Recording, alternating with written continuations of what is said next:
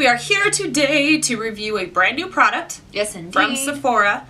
So y'all know it's expensive. Always freaking expensive. Sephora expensive. But it's new. It's exciting. As soon as I started seeing people talk about it, I had to snatch it up and test it out for myself. She sure did. I bought a full size of it and then got a sample of another shade just to see. Jessica tested out the sample. I've been working with the full size product.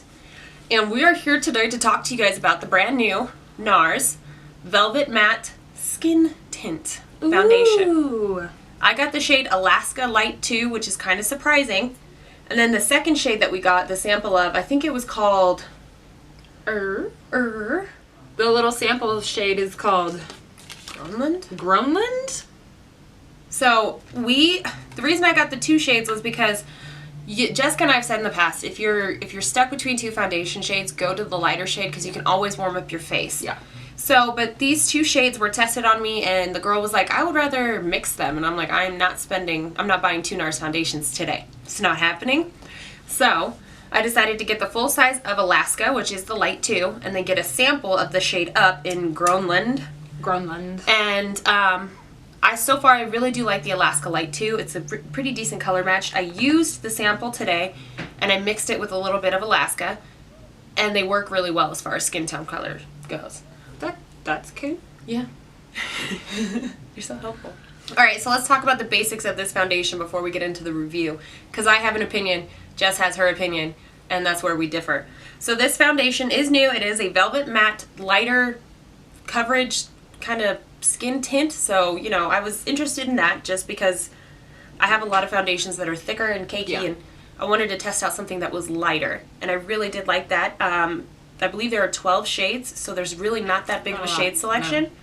They do go from fairly light up to fairly deep shades, but the in-between shades is kind of like hit and miss. Yeah. So you might have to go with a shade lighter than what you would normally want to get, or buy two to mix. This foundation is $44, so if you're going to buy two to mix, you better be committed to almost $100 for foundation. Heck yeah, no thank you. So I'm going to let Jess talk her opinion, and then I'll talk mine. Okay, I tried the little sampley guy because ain't no way in hell I'm spending $44 on a foundation. I'm just a cheapskate. And so I just got the little sampley guy, and the things that I did like about it is it's very lightweight, and it does have a surprising amount of coverage for what's supposed to be a skin tint. It's very, very lightweight, so, you know, it feels good on the skin. It blends out nicely. Yeah. The smell is that, like... It smells like sunscreen bubbles. To me. I smell bubbles, like actual bubbles. It's weird. I think that this shade Groenland, I don't know how to say that. It was a really great match for my skin tone. I really like it.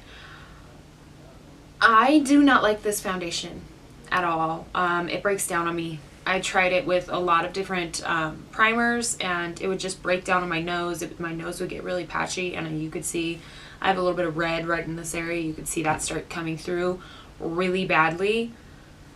I didn't think that it kept me matte for very long, and I don't know, it's just, to me, it's not worth $44. Not at all. So I actually gave Sarah back the sample because I was like, done wasting my time with that nonsense. So she didn't like it, but I absolutely loved it. I texted her the day that I tried this on for the very first time, and I was like, fuck my life. Yeah. This foundation is amazing. It's ruining me. Yep. I cannot afford to love a foundation like this. Like, I can afford to buy it and test it out, or buy it one time, but to have to repurchase it over and over and over again because I love it, and it's basically the only foundation I have been reaching for, aside from those days we were testing out that Milani foundation. Oh, I love it. I love it so much. For me, it does keep me really matte throughout the day. I didn't notice any breakdowns like that. I don't know if Jessica's maybe a bit more oily than me. That's kind of what I was thinking. I might have a bit more oily skin than she does. Maybe. But I do love this. I think it is 100% worth it. I am very oily. I use it with my Nivea Men's Aftershave Balm, and then I mix a bit of my Makeup Forever Step 1 primer in, the mattifying one, and it works like a dream. I have used this with my beauty blender. I have used it with a brush, and I have loved all of it. It blends out so naturally, so beautifully, and it doesn't cake up and give you this crazy full coverage. It does have nice coverage, but it still looks natural. Yeah. It's like your natural, it's like a your skin but better type thing when you initially apply it. And then for me, it's amazing.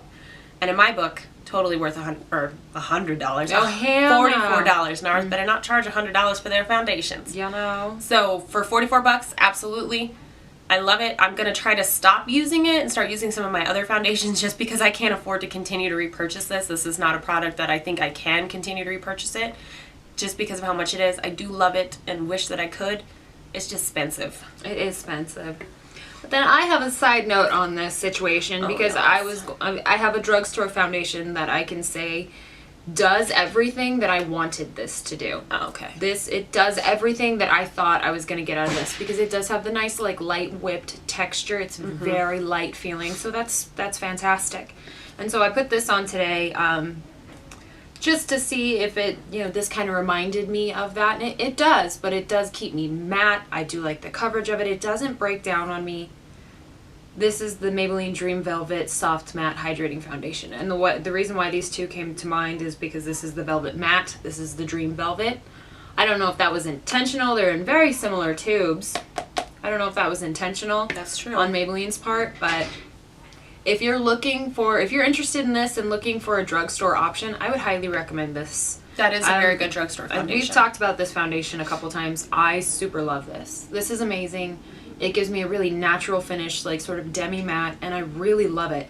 It just looks beautiful throughout the day until I wash it off. So if you're interested in this, but you don't have the budget, I would say try this guy out. I would suggest the same thing. This is very similar. Yes, this is very expensive. So if you can't afford this or you don't want to spend $44 on a foundation, one, you can always go get a sample, but two, that Maybelline foundation is really similar. It really truly is. And I like it a lot more. I think it's well worth the money, far more than the Nars.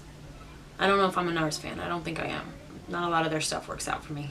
I'm a huge Nars fan. I just can't afford to love them as much as I want to love them. Word. So, alright guys, that is our review and our thoughts on the brand new Nars Velvet Matte Skin Tint. If you guys enjoyed this video, please give us a thumbs up. Yes, give us a thumbs up. If you haven't done so already, click that subscribe button down below. Click. You can't miss it. And let us know if you guys have tried this, if you're going to try it.